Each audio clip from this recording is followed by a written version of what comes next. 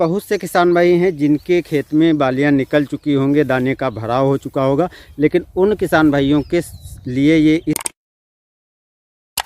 इन किसान भाइयों ने गेहूं की लेट बुआई की है और उनके खेत में लगभग 40 से 50 दिन के बीच की गेहूं खड़ी है। ऐसे में खरपतवार भी बहुत ज़्यादा हो जाते हैं और साथ में हमको सिंचाई करना भी ज़रूरी रहता है, क्योंकि फरवरी मध्य के बाहर टाइम निकल चुका है। आज 20 फरवरी है और ऐसे टाइम में सभी चीज़ों को हमें जल्दी जल्दी करना रहता है, क्योंकि ज़्यादा टेम्परेचर हो जाता है। तो अगर हम इन चीज़ों को कंट्रोल अच्छी तरह से नहीं करते हैं, अच्छी तरह से इन चीज़ों पर ध्यान नहीं देते हैं, तो निश्चित ही पैदावार यानी उत्पादन हमारा घट जाता है। तो उत्पादन ना घटे तो हमें बहुत जल्दी सभी कामों को करना पड़ता है। इसलिए बहुत से किसान भाई जो हैं, जो उर्वरक होते हैं, जो घुलनशील उर्वरक होते हैं, उनको भी हर्बिसाइड के साथ में मिला करके स्प्रे कर देते हैं। तो ऐसा करना उचित नहीं है।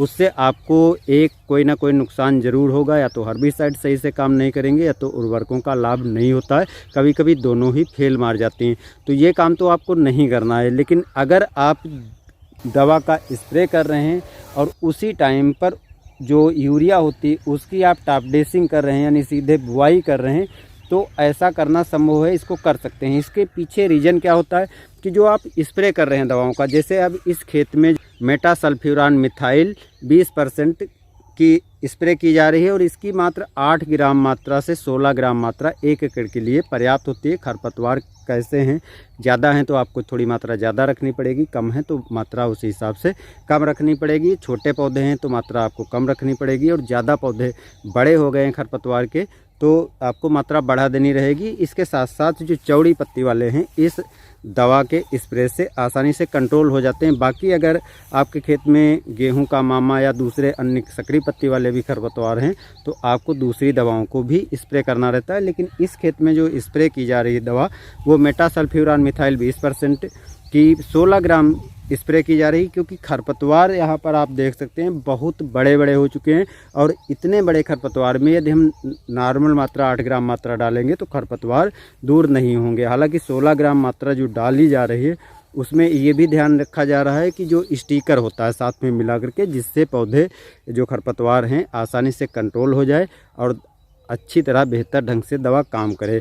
तो इसलिए डोज थोड़ी ज़्यादा ली जा रही है और पौधे जो खरपतवार के हैं काफ़ी बड़े हो चुके हैं, क्योंकि 45 दिन के ऊपर का गेहूं हो चुका है। ऐसे में जो खरपतवार हैं वो 40 दिन 42 दिन क्रॉस हो चुके हैं, तो खरपतवार काफ़ी बड़े हो चुके हैं।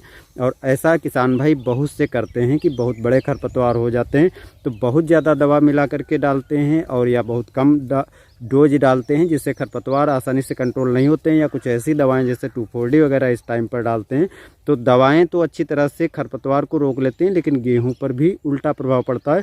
तो यदि आप ऐसी दवाओं को यूज करें जो खरपतवार कंट्रोल कर लें और आपके गेहूँ पर कोई नुकसान ना हो, तो इस तरह की दवाएँ आप डाल सकते हैं।